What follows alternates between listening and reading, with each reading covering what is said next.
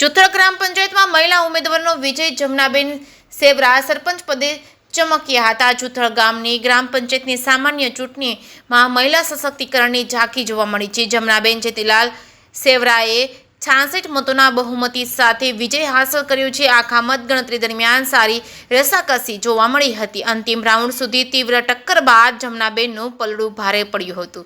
વિજય બાદ જમનાબેને ગ્રામ વિકાસ માટે તત્પર રહેવાની ખાતરી આપી છે। પાણી, સ્વચ્છતા અને મહિલા સશક્તિકરણ જેવા મુદ્દા ઉપર ચર્ચા કરી હતી। હારેલા ઉમેદવાર સુરેશભાઈ કાગડાએ પરાજય સ્વીકારી લોકશાહીની વિધાનને નમન કર્યું હતું। સુરેશભાઈ કાગડાએ ગામના તમામ મતદારોનો આભાર વ્યક્ત કર્યો હતો।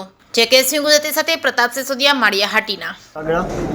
જે જૂથળની જનતાએ મને મત આપ્યા એનો ખૂબ ખૂબ હું આભાર માનું છું ને ઘણા બધા ધાર્યા પણ અઢળક મત મને આપ્યા ને જૂથળની જનતાને ખૂબ ખૂબ હું આભાર માનું છે ને હવે પછી જે આવતી પેનલ છે ખૂબ જૂથળનો વિકાસ કરે ને આગળ વધે એમાં સહભાગી છું ને ખૂબ ખૂબ જૂથળની જનતાનો આભાર હું માનું છું। સરપંચ તમને કેટલા કુલ મત મળેલ છે? મને 1569 મત મળેલ છે।